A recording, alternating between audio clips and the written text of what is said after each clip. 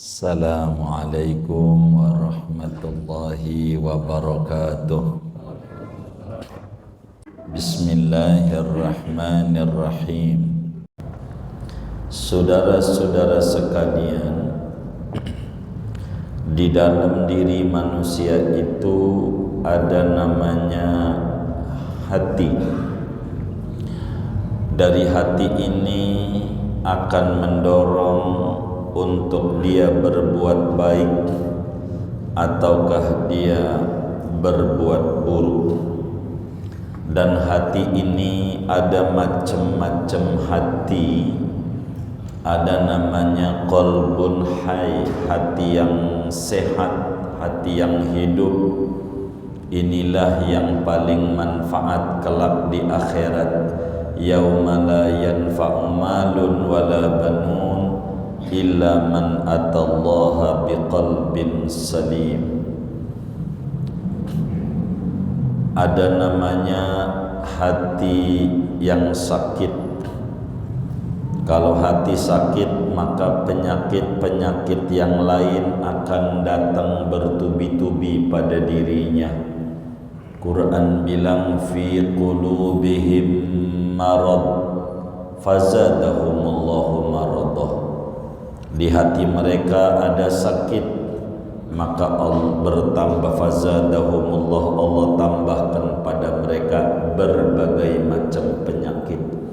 Jadi penyakit lahir itu apa namanya? Semuanya berangkat daripada hati yang sakit. Kemudian ada namanya qalbun qasi, hati yang keras. Allah jelaskan dalam Al-Quran, "Tsumma qasat qulubuhum min ba'di dzalika fahiya kal hijarati aw ashaddu qaswa." Kemudian mengkristal kalbu itu. Sesudah itu maka hati itu lebih keras dibanding batu, lebih keras lagi, kayak batu bahkan lebih keras. Hati yang keras inilah yang jauh daripada Allah Subhanahu wa ta'ala. Imam Ibn Ruslan dalam Zubadnya menyatakan, wa inna ab'ada qulubin nasi min rabbina rahmani qalbun qasi. Sesungguhnya yang paling jauhnya hati manusia dari Allah yaitu hati yang memiliki qaswah, kristal mengeras. Dan kita pada malam hari ini mengkaji tentang bagaimana caranya membersihkan hati kita daripada akhlak yang tercela atau disebut maksiat batin. Karena ini yang paling penting bagi kita adalah bagaimana kita membersihkan batin kita dari akhlak-akhlak yang tercela. Kata Imam Ghazali, kajian malam hari ini, walakinna nuhadzirukal ana salasan min khaba'isil qalbi. Sekarang ini di kitab Bidayatul Hidayah ini, saya, kata Imam Ghazali, akan mentambih, memberi kewaspadaan, mengingatkan kepada Anda tentang 3 sifat saja.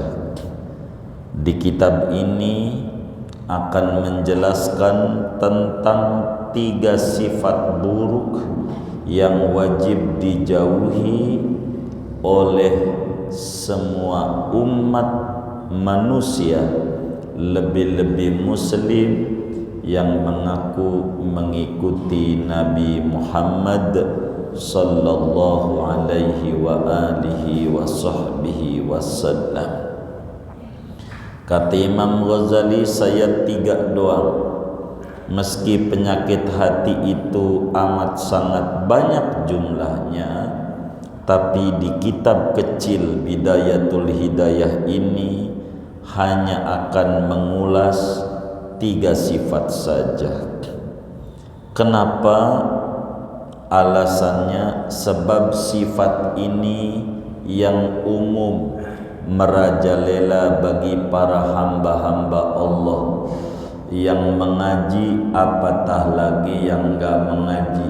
Kala itu Imam Ghazali tahun 450 lahir, 505 wafat. Artinya di abad kelima sudah dijelaskan, apatah lagi di abad ke-14 Hijriah. Ini saudara, ini merajalela. Yang tiga ini supaya apa saya ingatkan? Supaya engkau mengambil kewaspadaan, supaya kita bisa mengambil kehati-hatian. Sebab sifat ini adalah berbahaya pada zatnya, sifatnya sendiri kronis sebagai bentuk penyakit begitu, dan ini adalah pangkal sumber cikal bakal dari berbagai sifat-sifat buruk yang ada di hati manusia. Bila mana kita mampu untuk membersihkan hati dari tiga sifat ini, maka yang lain lebih gampang. Begitu kata Imam Ghazali. Akan tetapi manakala kita tidak mampu membersihkan hati dari tiga sifat ini, maka yang lain lebih tidak mampu lagi, lebih sulit lagi. Mana yang tiga ini? Hasud, riya, dan ujub. Tiga sifat yang berbahaya pada setiap orang yang tukang ibadah, yang pengen dekat dengan Allah. Jadi enggak cukup kita dengan ibadah lahiriah saja tanpa kita berupaya mempelajari ibadah batin. Enggak cukup kita ibadah dengan niat yang baik, sementara di dalam diri kita masih banyak sifat-sifat yang buruk. Hasud nanti panjang di depan, Imam Ghazali akan jelaskan. Hasud itu SMS, senang melihat orang lain susah, susah hatinya melihat orang lain senang. Ini penyakit berbahaya, menjangkit ama orang-orang, lebih-lebih ama orang-orang yang ngaji, lebih-lebih ama ustadz, lebih-lebih ama kiai.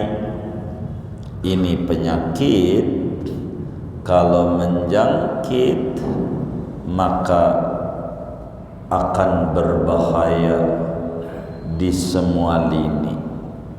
Hasud, dengki, begitu, dengki.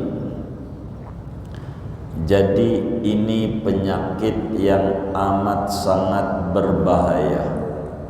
Kata Nabi, al-hasud, dalam pepatah Arab, al-hasud la yasud. Orang yang dengki itu enggak bakalan jadi pemimpin, susah. susah karena hatinya picik, dengki hatinya. Jadi berupaya nikmat yang Allah berikan kepada orang lain supaya hilang nikmat itu, namanya hasud. Ini penyakit dari dulu. Yang pertama kali ngerjain ini namanya iblis. Ketika Nabi Adam alaihi salam disujudi oleh para malaikat, padahal Adam adalah dalam bahasa iblis orang kemarin sore. Dia mah udah ibadah ratusan ribu tahun, Adam belum dicipta. Namun pada akhirnya Adam sangat dihormati oleh para malaikat.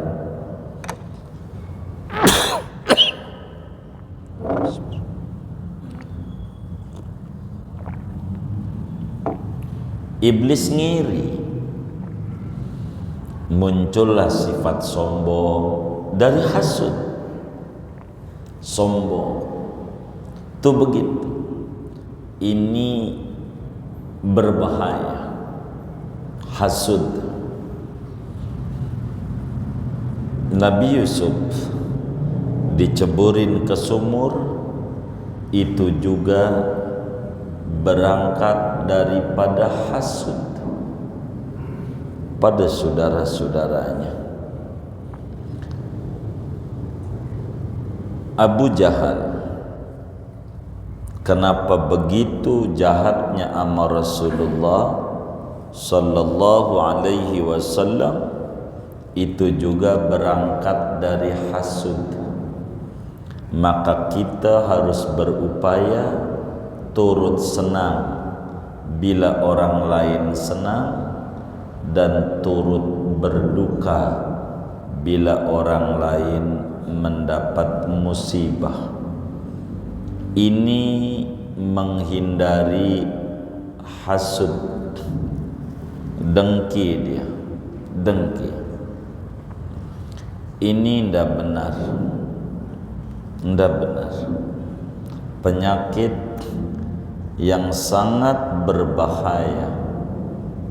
Orang nggak bakalan tinggi derajatnya bila di hatinya ada penyakit kedengkian. Nggak bisa. Untuk tinggi derajatnya sulit, dan badannya akan menjadi kurus karena memikirkan orang yang dia sendiri enggak memikirin kita. Kita ngurek hati kita ampe ngitungin duit dia.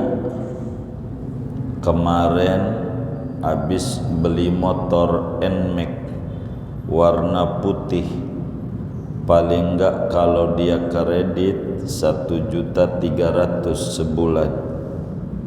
Kemarinnya lagi bininya habis kedatangan daripada Lotemat kulkas 2 pintu merek Sap,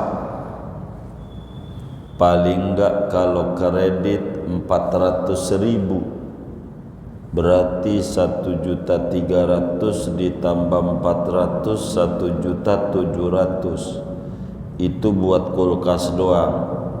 Berarti dia duitnya yang kita hitungin malamnya lagi ngapain? Hah? Ngapain malamnya? Ngorok dia. Lagi mikirin kita enggak? Kagak. Ampe kita enggak bisa tidur, meremelek. Ini enggak bisa tidur nih. Kira-kira ulah dia, ulah kita. Hah? Ulah dia, ulah kita. Ulah kita. Kita digaji enggak mikirin dia? Kagak.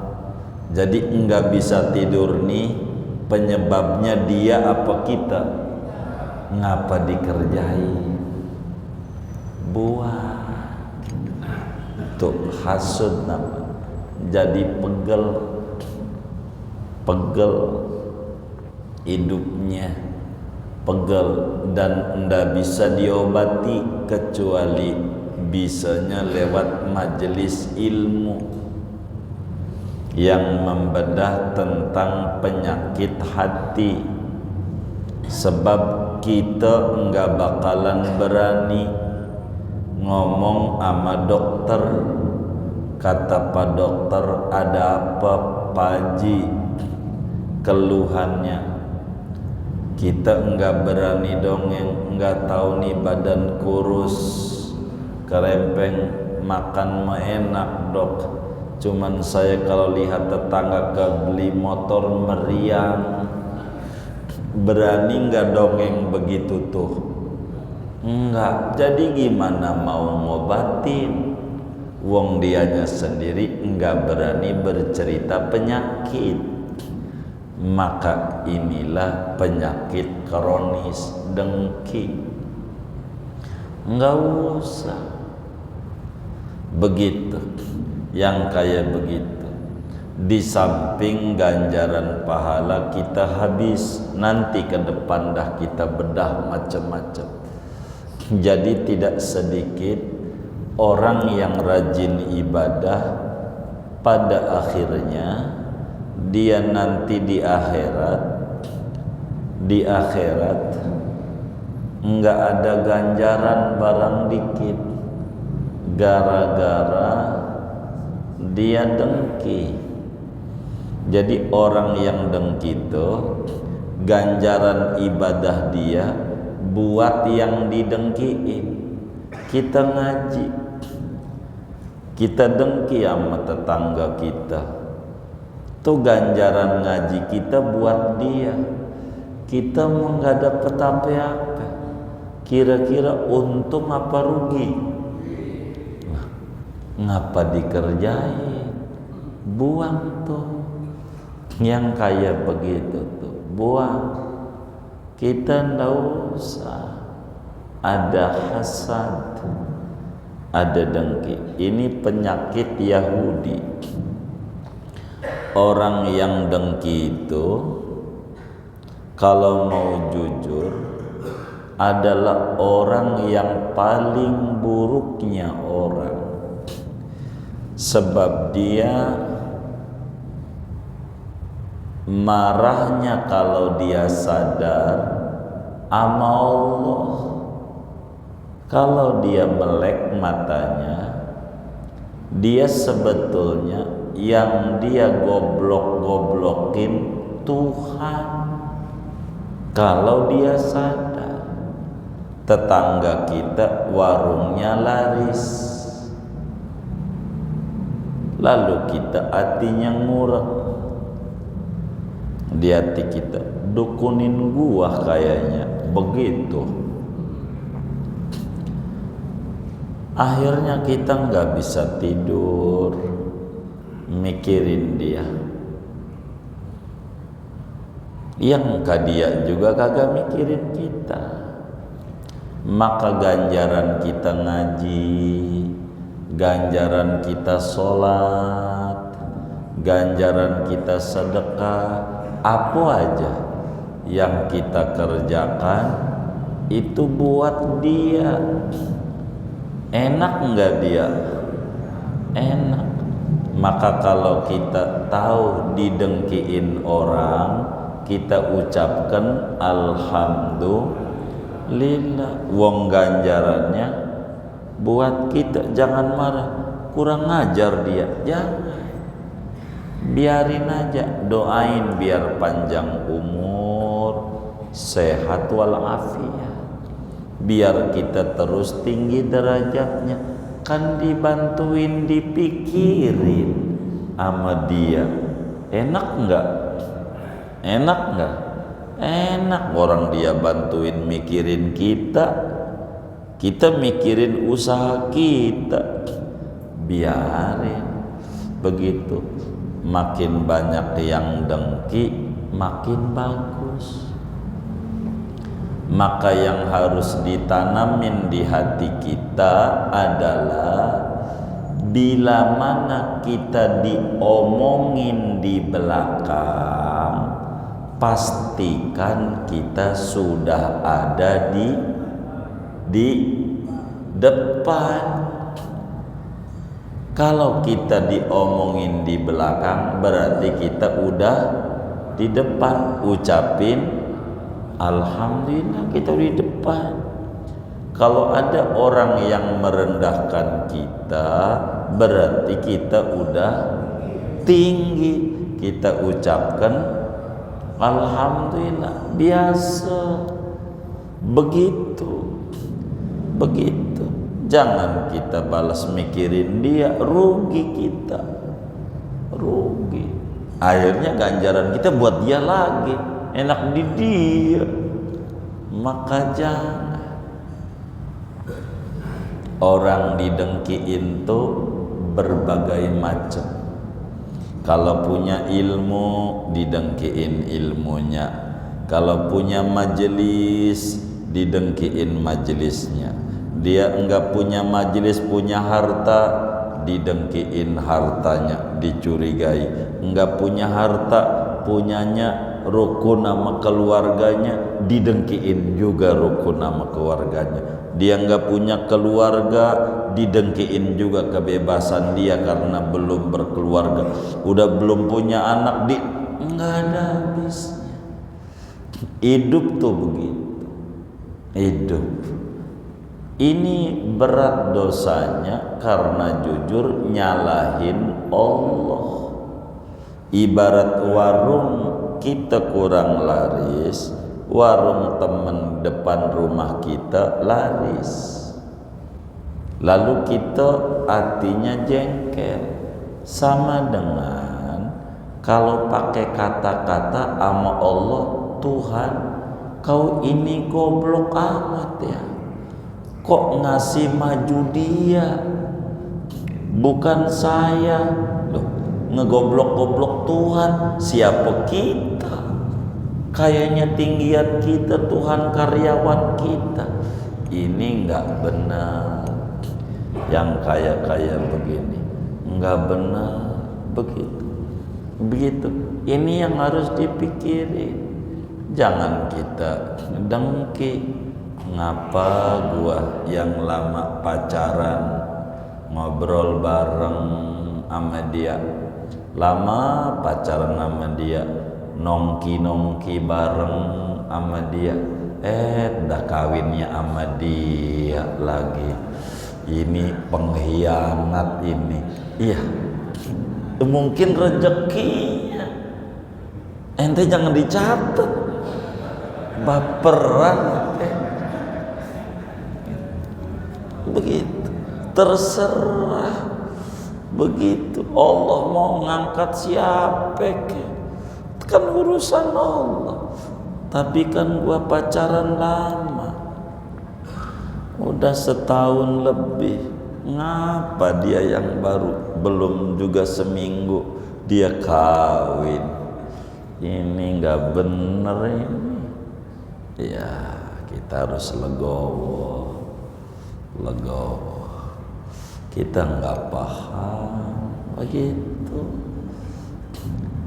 buang yang buruk-buruk, jadi pegel, akhirnya capek di dalam diri kita, jadi sakit kita kudu berobat. Yang tadinya jogging di sektor 7 kagak karena sakit, ulah kita juga mau ngapain. Nih yang kayak begini nih dibuang, penyakit nih. Begitu, munculin tahaddus bin ni'mah.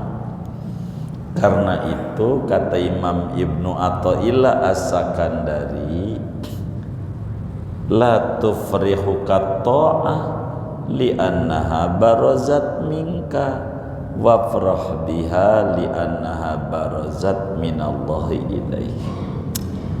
Jangan ketaatan kita yang kita banggain, akibatnya muncul penyakit kedengkian segala macam. Ini nggak bagus, nggak bagus.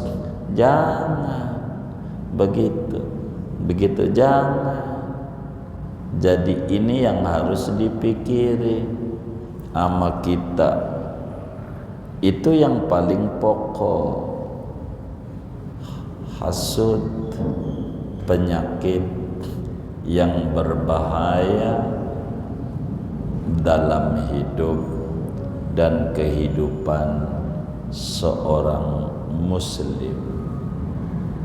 Sampai Nabi bilang, iyyakum wal hasad fa innal hasada la ya'kulul hasanah kama ta'kulun narul hatabah. Awas, jangan dengki, sebab dengki akan memberangus ganjaran ibadah. Kebaikan-kebaikan jadi habis. Begitu sebagaimana api akan memberangus kayu bakar sehingga habis, tak bersisa, jadi debu. Maka kedengkian itu dibuang biar derajatnya tinggi. Biasalah dalam hidup. Kata Imam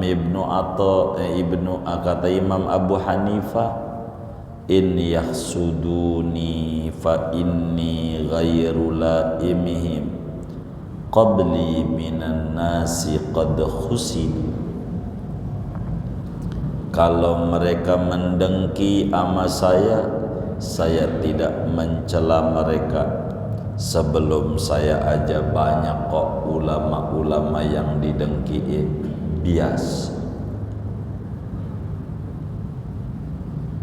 Nggak apa-apa.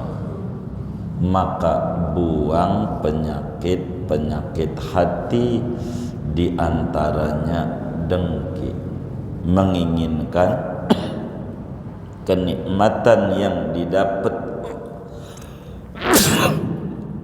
oleh orang supaya hilang. Enggak terima dengan kemahabaikan Allah kepada hamba-hamba yang dipilihnya. Kalau adalah teman kita warungnya laris, mungkin dia tahajud, mungkin dia duha, mungkin dia rajin Senin Kamis, dan seterusnya. Enggak usah kita kemana-mana. Ini ndak benar, ndak benar. Hasud adalah penyakit yang berbahaya dan banyak menjangkit daripada ustadz-ustadz. Penyakit ini dari orang awam aja jelek, apalagi dari orang yang berpengetahuan. Begitu, sehingga jegal menjegal, ndak benar, ujungnya bakalan malu dalam hidupnya. Ini penyakit berbahaya. Dengki ini bakal beranak sombong. Ini dengki. Begitu.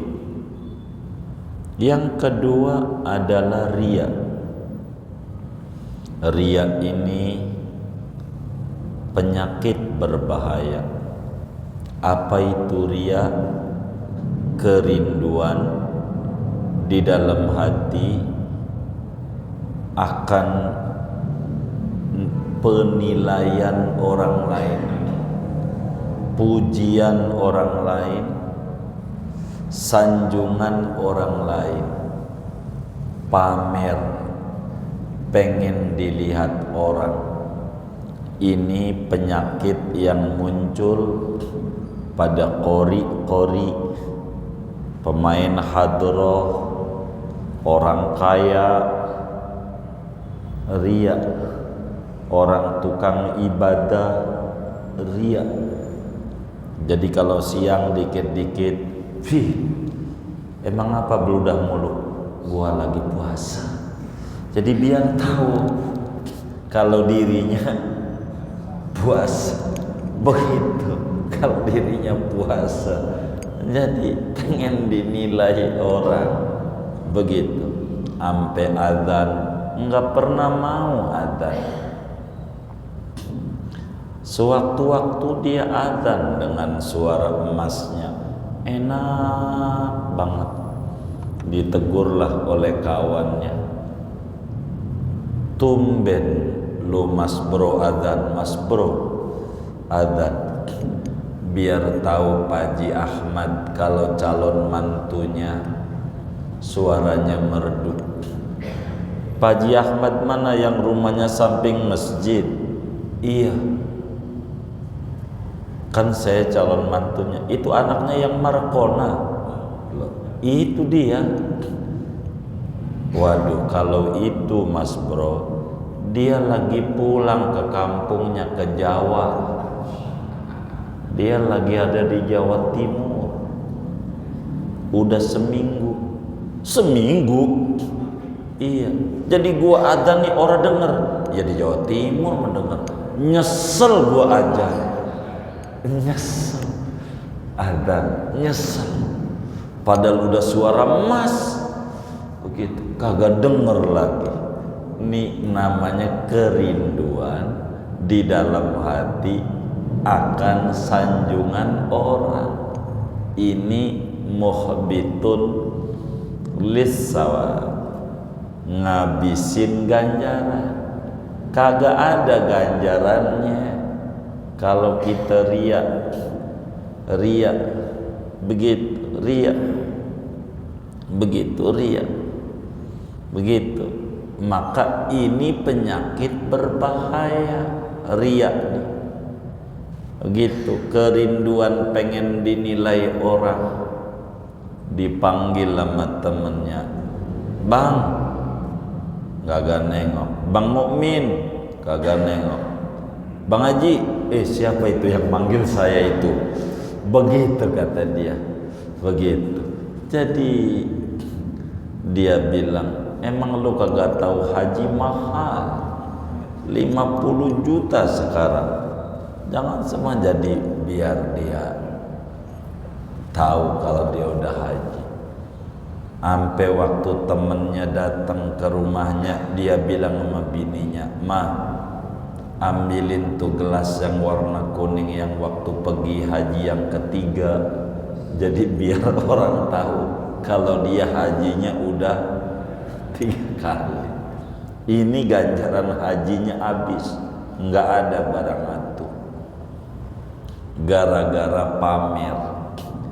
Nah, kalau kita terjangkit penyakit begini, tuh ibadah yang kita kerjakan tuh nol.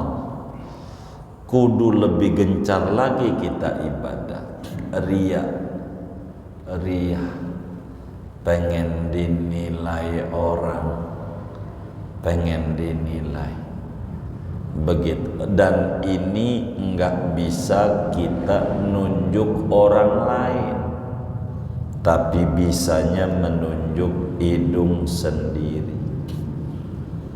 Ada orang nulis di amplop pakai nama Udin 200.000, riya dia pakai tulis kata. Ada nulis lagi Mamat 150.000, riya kata kita. Kata temannya, bagus daripada lu kagak sedekah. Itu yang hamba Allah yang 1,5 juta siapa? Tanya aja sama pengurus. Gue itulah Allah. Habis ganjarannya, habis. Jadi bukan masalah hamba Allah atau nama. Jadi hatinya Ada nggak kerinduan dinilai orang? Kalau ada, namanya riya. Dan itu syirik yang tersembunyi. Pamer, pengen dinilai orang. Sampai dia ngaji aja begini lagi, sampai temenanya, ngapa? Saya pakai baju baru, biar orang tahu. Dari tadi kagak ada yang nanya-nanya kalau bajunya baru. Aduh, dia aja begitu. Jadi sifat hati begitu. Jadi kalaulah kita ngadain santunan yatim 1000 yatim, niatin di hati biar orang lain yang lebih kaya dari kita nyontoh kita. Ini ganjaran gede. Jangan niatin pamer kita bisa menyantuni sampai 1000 yatim. Begitu. Itu mau jadi panitia pakai alhamdulillah. Alhamdulillah hadirin. Sekarang kita udah nyantun yatim yang kemarin 50, sekarang 100. Alhamdulillah. Loh, orang latih 100 tadinya 50 yang susah, sekarang nambah jadi 100. Alhamdulillah. Alhamdulillah, orang susah nambah. Baru innalillahi. Begitu.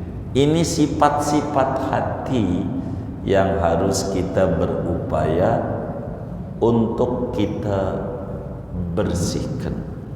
Ketiga, ujub. Ujub, apa itu ujub? Bangga diri, merasa diri paling wah, paling hebat, gua gitu. Jadi ini namanya ujub. Dan ini lebih parah dari sombong. Kalau sombong ada pembanding, ada orang lain. Kalau ujub kita tahajud sendiri di kamar, bini nggak lihat, apalagi tetangga, lalu muncul di hati, hebat juga gua ya, bisa kuat 20 rakaat. Itu namanya ujub habis. Yang hebat mau Allah ngasih taufik dan hidayah, bisa kuat ibadah 20 rakaat. Ini 3 ini sumber malapetaka. Dengki, ria, dan ujub. Bila mana kita mampu mengkaji 3 ini dan mengetahui cara membersihkannya, maka yang lain akan lebih ringan. Namun bila kita pada 3 perkara ini kesulitan membersihkan diri kita, maka penyakit yang lain jauh akan lebih sulit. Dan ini kata Imam Ghazali, pangkal yang 3 ini untuk kita pelajari ke depan, insya Allah akan dibedah satu demi satu daripada penyakit-penyakit hati ini. Mudah-mudahan Allah Subhanahu wa ta'ala memberikan taufik dan hidayah kepada kita semuanya. Kita bisa membersihkan hati kita dari akhlak-akhlak yang tercela, dan Allah isi hati kita dengan akhlak-akhlak yang mulia. Amin ya rabbal alamin. Segini dulu. Ada yang ditanya mungkin dari materi ini atau di luarnya? Sebelum doa dipersilahkan. Wallahu a'lam bishawab.